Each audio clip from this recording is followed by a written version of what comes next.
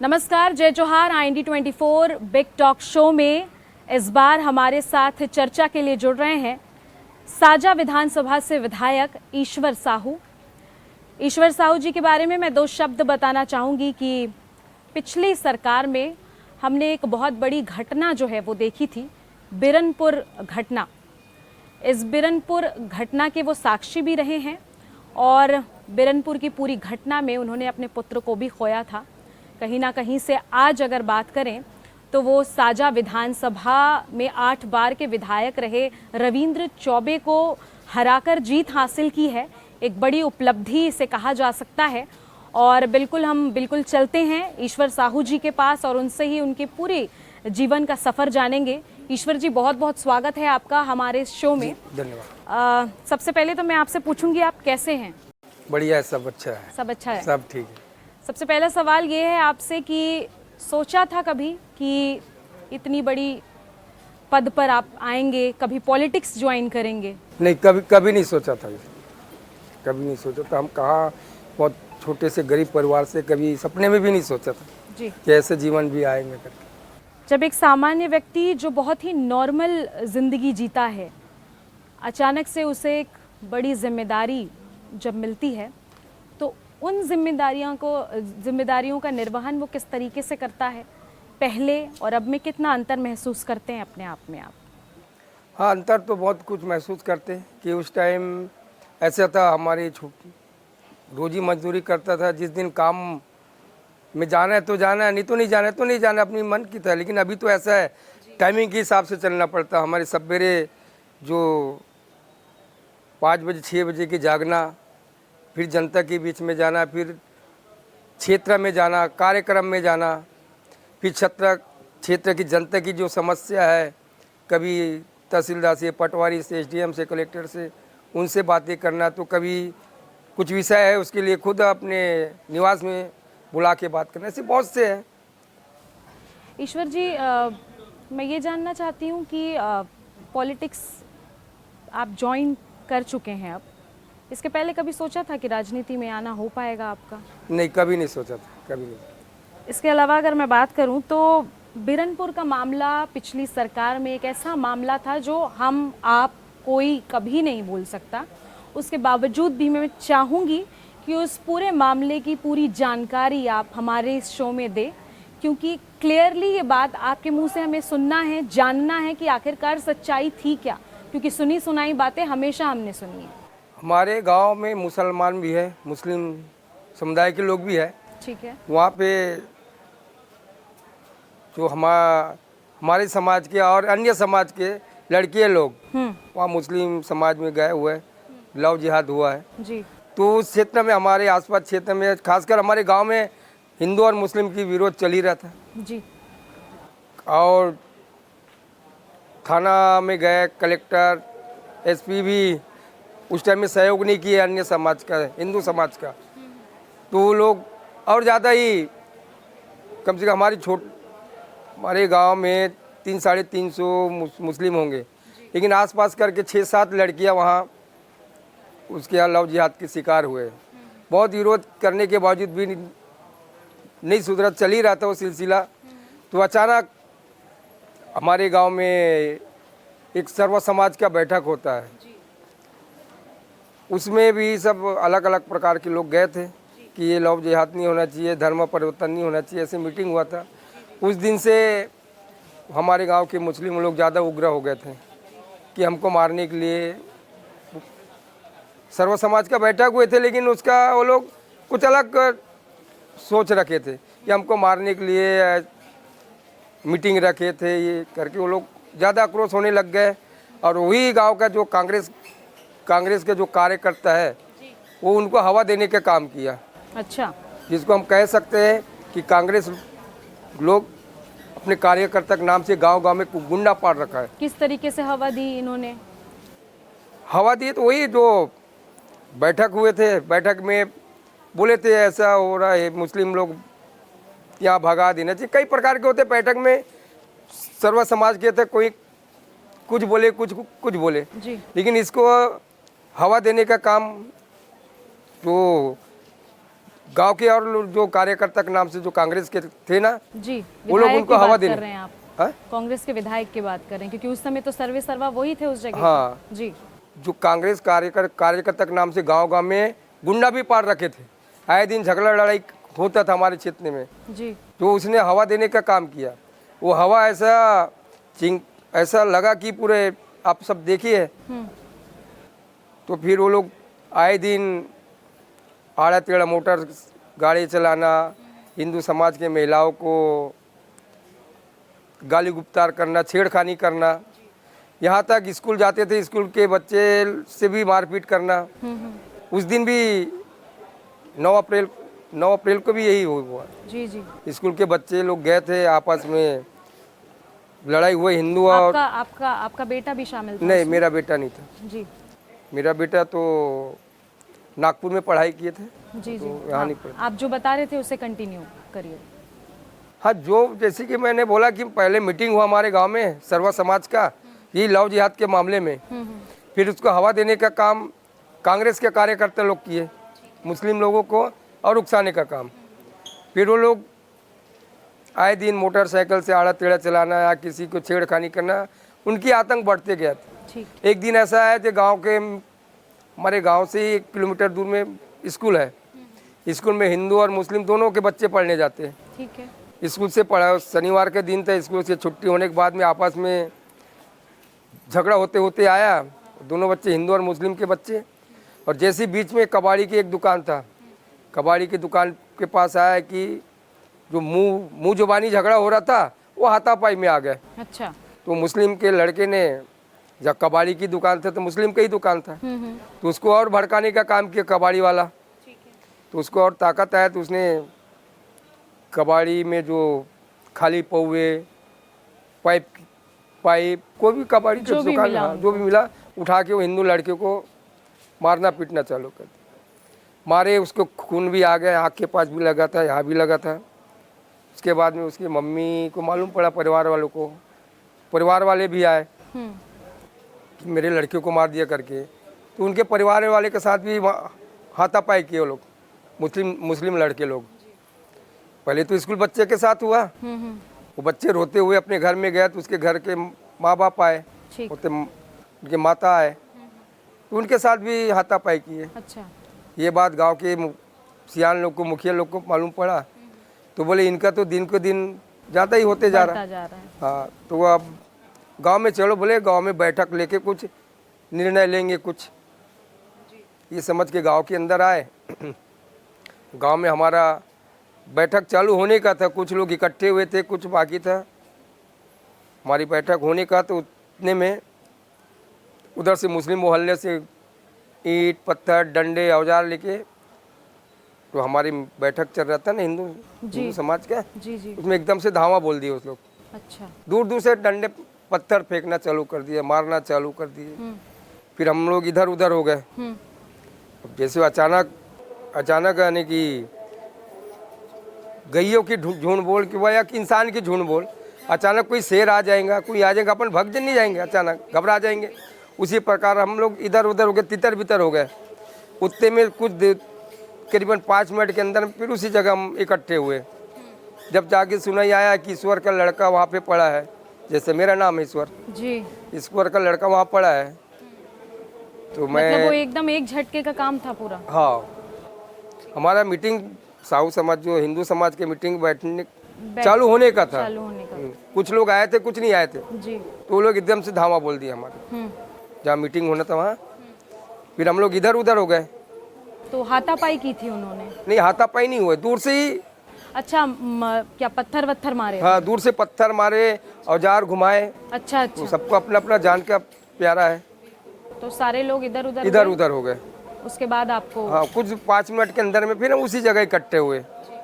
जब जाके मालूम पड़ा कि ईश्वर का लड़का वहाँ पड़ा है करके, फिर मैंने उसी के मोहल्ले में पढ़ा था, जिस मोहल्ले से वो लोग आए थे, अपने मोहल्ले से, उसी मोहल्ले में पढ़ा था मेरा लड़का। फिर मैंने जैसे मेरे को मालूम पड़ा ईश्वर का लड़का पड़ा है करके, तो मैंने जाने की कोशिश किया, तो हमारे लोग जाने नहीं दिया, मुखिया लोग, कि मत जा, बोले उनके हाथ में औजार है, डंडे हैं, मार डालेंगे। उस टाइम में पुलिस वाले भी उन्हीं के तरफ से आए थे, उनके मोहल्ले से। अच्छा। पुलिस वाले भी उनके साथ आए थे। मेरे को जान ही नहीं दिया। फिर मेरा दिल रह नहीं गया, मैंने दौड़ के अपने घर गया। घर में उसके मेरे मिसेस को बताया, मेरे घर वाली को बताया कि लड़का भुवनेश्वर वहाँ पे पढ़ा है, बोलते चल करके। फिर हम दोनों जा रहे थे, फिर भी मना कर दिए गांव वाले, मत जा करके। फिर उसके बाद में अचानक मेरे को कोटवार दिखा, हमारे गांव का ही कोटवार। उसको बोला जा वहाँ जाके देख, तू कोटवाल होता तेरे को कुछ नहीं करेंगे करके। उसने गया तो मेरा लड़का पड़ा हुआ था, उस भी दौड़ के आया कि वहाँ पड़ा है, बेहोश पड़ा है करके। फिर हम लोग हिम्मत जुटा के गए, उसको कंधे में उठा के, जहाँ हमारा मीटिंग था उनके मोहल्ले से, जहाँ हमारा मीटिंग हुआ तो वहाँ लाए। वहाँ लाने के बाद में मैंने इधर उधर बहुत कोशिश किया, गाड़ियाँ का, 4 चक्के गाड़ी के, क्योंकि वहाँ से हॉस्पिटल 15 किलोमीटर दूर है। तो वैसे गांव में तो बहुत से घरों में गाड़ी था, 4 चक्के गाड़ी, जिसको टाटा एस बोलते, कोई छोटे छोटे गाड़ी नहीं आते, छोटा हाथी बोलते, ऐसे बहुत से गाड़ी है। लेकिन किसी ने, गांव वाले ने उस टाइम में किसी ने मदद नहीं किया मेरा। और एम्बुलेंस आने में करीबन घटना से 3 घंटे लेट हो गया था। तो कैसे भी करके आया एम्बुलेंस आया, फिर डाला लड़के को, लाया वहाँ से, हमारे गांव से 15 किलोमीटर दूर। तो वहाँ पे डॉक्टर बोले नहीं रहा, बोले मृत घोषित कर दिया। अच्छा, चलिए ईश्वर जी उदास मत होइए, आज आपके साथ पूरी पार्टी है, लोग हैं, सब आपके साथ हैं। उस टाइम में गांव वाले ने भी साथ नहीं दिए, और हमारे कोई आपसी झगड़ा नहीं था। उस दिन तो मेरा लड़का काम में गया था, मिट्टी ट्रैक्टर में जाते थे, हमाली का काम करता था।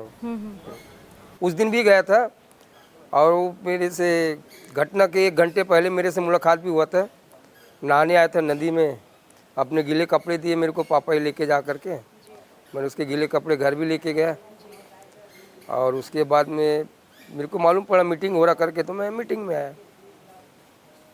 फिर हमने जब लड़के को लाया तो उसने कपड़े चेंज किया हुआ था। जब मेरे से मुलाकात हुआ तो काम का कपड़े थे उसके शरीर में जी। अब जब हम उसके मुस्लिम मोहल्ले से उठा के लाए तो जैसे घूमने फिरने जाते ना, वो ड्रेस था, कपड़ा था नहीं। इसके बाद उसने मेरे से मिलने के बाद में अपने घर में भी गया, अपने मम्मी से बात भी किए, कपड़े बदले, फिर बाद में निकला। बोलते उसकी मम्मी बता रहा था, आ रहा हूँ करके निकला। बोले बहुत दुख होता है जब अपनी ही बच्चे की कहानी आप किसी को सुनाएं, और बिल्कुल हम पूरा प्रदेश आपके साथ है ईश्वर जी।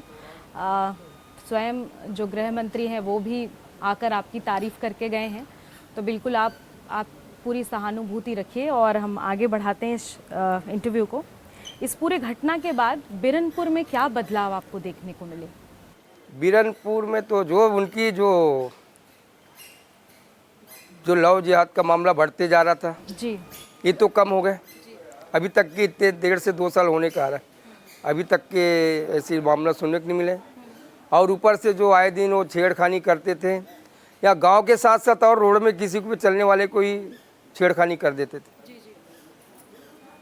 मोटरसाइकिल आड़ा टेढ़ा चलाते थे, वो हारन न बोलते, आड़ा टेढ़ा हारन थे। अभी कंट्रोल हुआ है? अभी कंट्रोल हुआ है। उसके साथ साथ हमारे गांव के साथ साथ क्षेत्र भी, पूरा क्षेत्र भी अभी शांत है, नहीं तो आए दिन झगड़ा लड़ाई के मामला ज़्यादा आते रहते। चर्चाएं ये भी थी कि जो ईश्वर साहू है उन्हें सिंपैथी वोट दिया जा रहा है, बार बार ये कहा जा रहा था लोगों के द्वारा भी और विपक्ष के द्वारा भी। लेकिन अब जब आप विधायक की पोजीशन पर पहुंच गए हैं तो अब उस पूरे क्षेत्र के लिए, पूरे साजा विधानसभा के लिए ईश्वर साहू क्या कर रहे हैं? बहुत कुछ कर रहे हैं। आज हमारे क्षेत्र में भवन निर्माण हो ही रहे, सड़क का काम चल ही रहे, बिल्कुल। बिजली का जो शिकायत आए दिन आता था, ट्रांसफार्मर है तो ये है, वो भी लगातार काम चल रहा है। नहर की काम चल ही रहे, सड़क चौड़ीकरण हो ही रहे, बहुत से काम चल रहा है हमारे क्षेत्र में।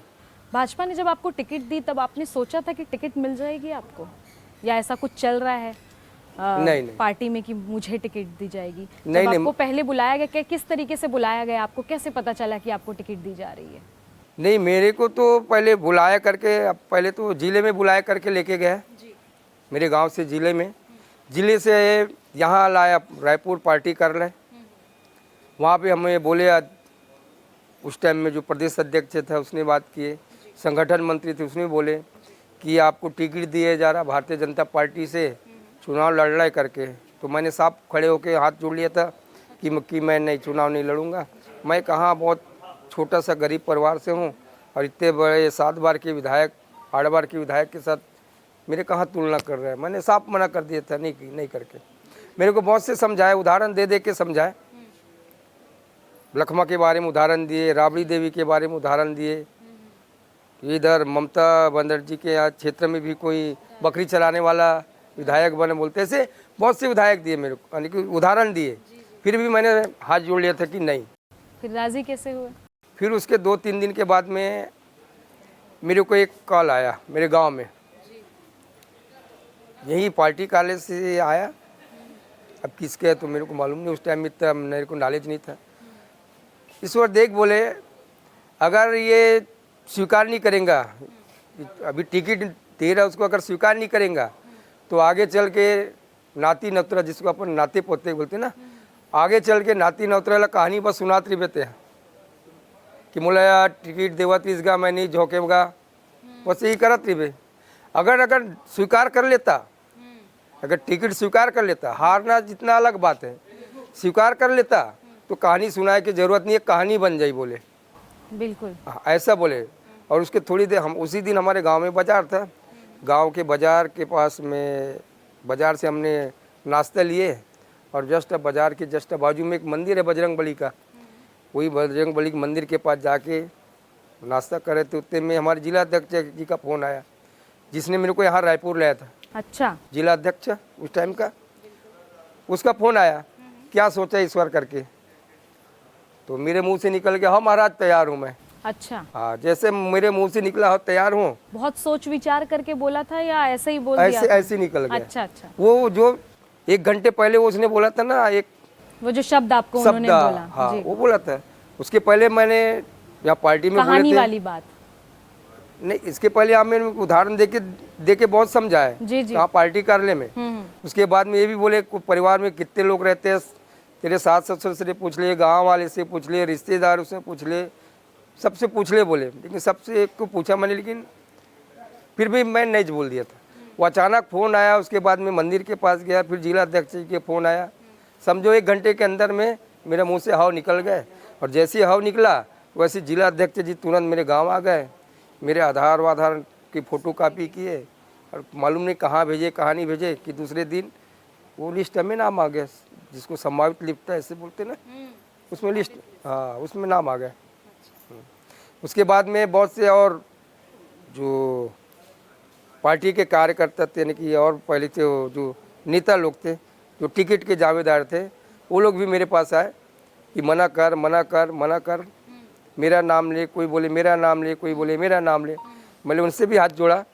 मैं शुरू से बोला कि मैं चुनाव नहीं लड़ूंगा, कि मैं यही बोलूँगा कि मैं नहीं लड़ सकता और हाथ जोड़ूंगा, लेकिन जिसको भी दे पार्टी में किसी का नाम नहीं लूँगा। ईश्वर जी, आपने जिन्हें हराया है उसके बारे में आपको बखूबी जानकारी होगी कि वो पिछली सरकार के काफ़ी कद्दावर मंत्री रहे हैं, 8 बार के विधायक रहे हैं। जब आप चुनाव लड़ रहे थे तो क्या उस समय एक बार के लिए भी आपका कॉन्फिडेंस डगमगाया कि वो मंत्री हैं, 8 बार विधायक रह चुके हैं, तो अगर मैं हार गया तो क्या होगा? नहीं, उसके बाद में तो मैंने पीछे पलट के देखे नहीं। चुनौती स्वीकार किया और जो है बताया था मेरे को, जो मेरे को करना चाहिए मैंने पूरी लगन से किया, पूरी मेहनत से किया। लगातार मैं क्षेत्र में हर गली, हर मोहल्ले, हर क्षेत्र में जाता था और हाथ जोड़ता था मैं। देश के गृह मंत्री यहाँ पर आए हुए थे, आपके लिए चुनाव प्रचार करने आए थे। वो पहली मुलाकात केंद्र के मंत्री के साथ कैसी रही? चुनाव जीतने की कोई टिप्स दी उन्होंने आपको? किस तरह की चर्चा हुई उनसे आपकी? नहीं, ऐसे कुछ चर्चा नहीं हुई, अभी तक की नहीं हुई। हमें आए थे, मेरे प्रचार में आए थे, मेरे साझा में आए थे। जी जी। हाँ, ऐसी कोई टिप्स नहीं दी हमें। जब मंच से उन्होंने नाम पुकारा था, ईश्वर का साथ देंगे कि नहीं, और उस दौरान अगर बात करें तो जनता भी लगातार ईश्वर ईश्वर चिल्ला रही थी, कैसी अनुभूति थी वो आपके लिए? बहुत अपन आपको बहुत गर्व महसूस कर रहा था। मजदूरों की पीड़ाओं को आप अच्छे से समझ सकते हैं और आपको लगता है इस सरकार में मजदूरों को उनका हक मिल रहा है? जरूर, आप देख ही रहे ना, आप देख ही रहे कि मजदूर की बात करें या किसान की बात करें, जो हमारी सरकार मातारी बंधन के तहत 1000 रुपये हर माताओं को दे रहा है।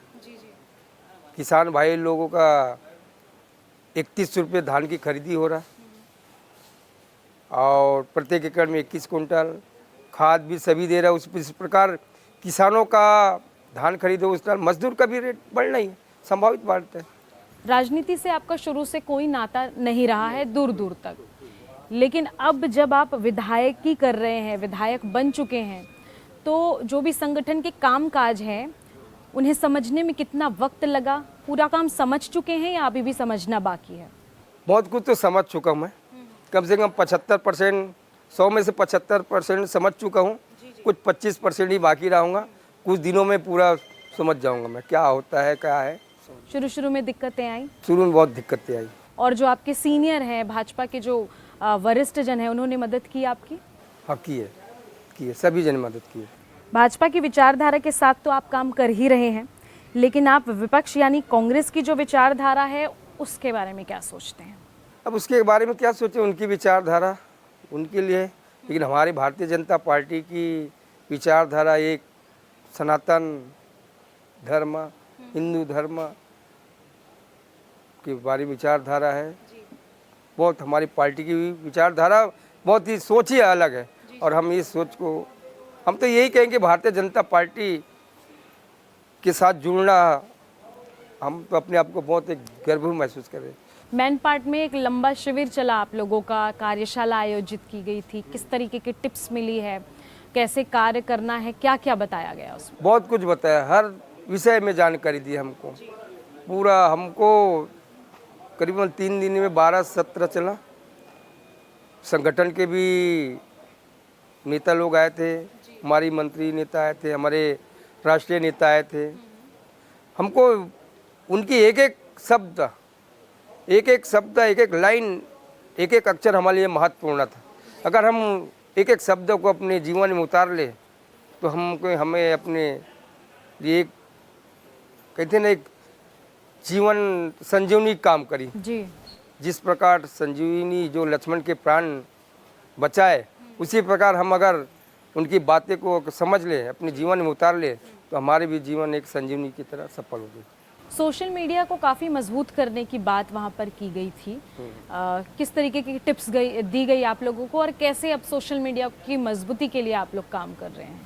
हाँ, टिप्स दे गए हैं, उस विषय में काम कर रहे हैं और आगे होते। आप अपने सोशल मीडिया या अपने डिजिटल प्लेटफॉर्म के लिए किस तरीके से वर्क कर रहे हैं? हाँ, लड़का है एक हमारे साथ जो मेरे साथ चलते रहता है, वो मैनेज करता है। अच्छा, जब आप विधायकी के कार्य नहीं कर रहे होते तब आप अपना दिन कैसे बिताते हैं? हाँ, अगर हम विधायक नहीं रहते तो वही जैसे कि बताया मैं तो, मतलब आप शुरू से बताइए कि कैसी दिनचर्या थी आपकी? पहले तो मैं बहुत कम पढ़ा लिखा हूँ जी। 5वीं तक गांव में पढ़ाई किया, फिर मैं, हमारे माँ बाप तो आते जाते रहते थे महाराष्ट्र के नागपुर शहर। अच्छा। मैंने 5वीं तक पढ़ाई करके मैंने भी शहर चले गए।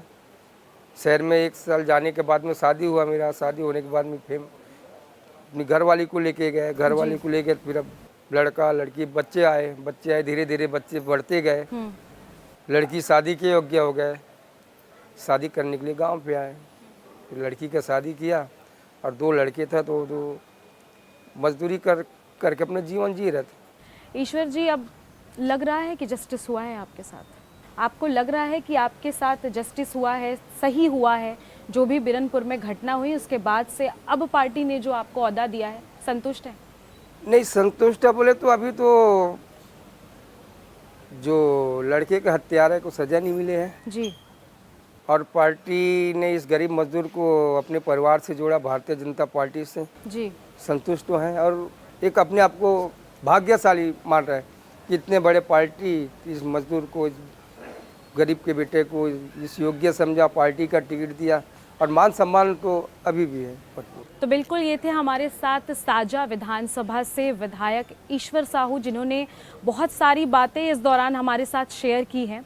बहुत ही अलग तरीके से इनका पूरा चुनावी कार्यकाल रहा है। राजनीति से दूर दूर तक इनका कोई नाता नहीं था, बावजूद इसके इन्होंने लगातार पार्टी की तरफ से जो इन्हें जानकारी दी गई, जिस तरीके से इन्हें आगे बढ़ने को कहा गया, उन्होंने वो सारी चीज़ें एक्सेप्ट की।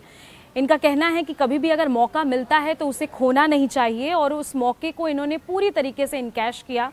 एक आखिरी इच्छा है इनकी कि जो इनके बच्चे के, इनके बेटे, इनके पुत्र के हत्यारे हैं उन्हें सज़ा मिले एक तरीके से। लेकिन अब ईश्वर साहू जो हैं लगातार धीरे धीरे पार्टी की गतिविधियों को भी तय करते जा रहे हैं। आने वाले समय में बिरनपुर के पूरे इलाके को भी संवारने का बखूबी प्रयास कर रहे हैं। सर बहुत बहुत धन्यवाद हमारे इस शो में जुड़ने के लिए।